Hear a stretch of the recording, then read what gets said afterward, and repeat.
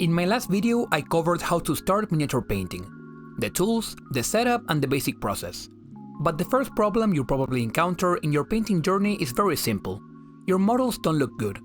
Yet the real mistake here is comparing yourself to box art or to someone else's work. While finishing your first model can feel exciting, at the same time you need to be realistic and acknowledge that it isn't as good as what you're usually shown your models are supposed to look like. This is something that discourages many beginner painters, and that's the problem I want to offer a solution for today. When you're just starting out, there is probably something about the model you're painting that caught your eye in the first place. That's the reason you picked it out of so many others. And that exciting element is important, because it tells you where your attention naturally wants to go. When you're starting out, your model does not need to be good as a whole. That expectation is way too heavy. Instead, every beginner miniature should have one focus point. One part that makes you think, I really want to see how this turns out. And for today's example, that will be the fluorescent green recess. That is the part I'm going to care about. But what about everything else on the model? Well, that's practice. Now that doesn't mean everything else should be ignored. Those basic base coats, or in this case a simple succession of metallic dry brushes, don't need to be impressive, and you shouldn't expect anything more from them than being a step towards building your technique and getting comfortable with painting.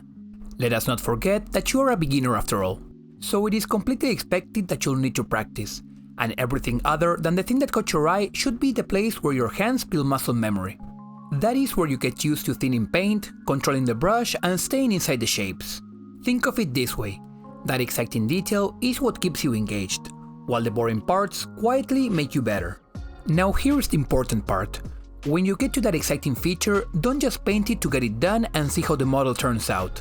Instead, use it as an excuse to try one thing that is a bit harder than the last time. Not something advanced and not something perfect, just one small step further.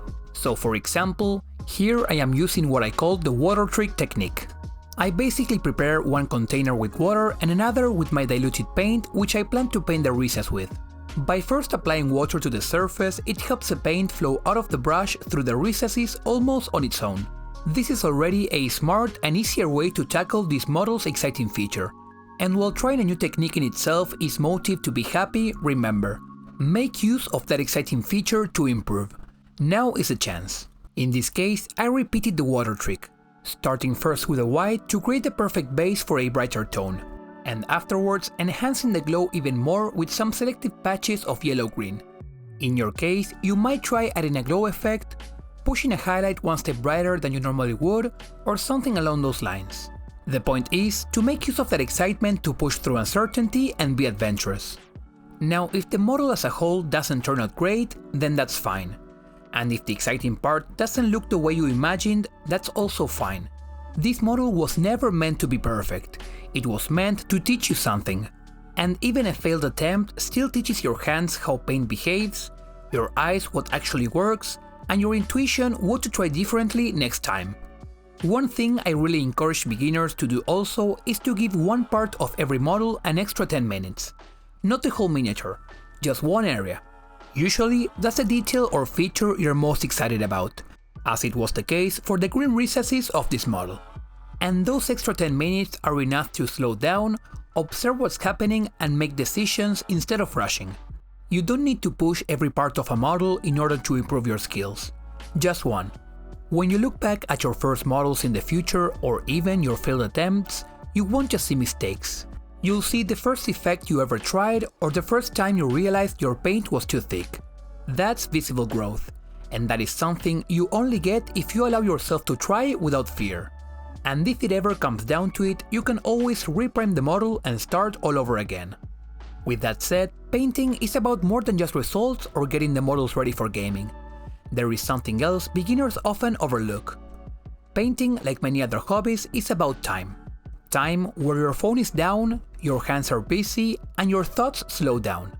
Even when the model isn't turning out great, the act of painting can still be good. That quiet, almost meditative part of the hobby is not a bonus. It's one of the reasons many people stick with miniature painting for years. So don't rush models just to finish them. We can talk about speed painting later down the line. But for now, let each one be about one exciting thing. Paint that part with curiosity, Allow yourself to give it just a little extra time and let the rest be practice. And little by little, without forcing it, your models will start getting better.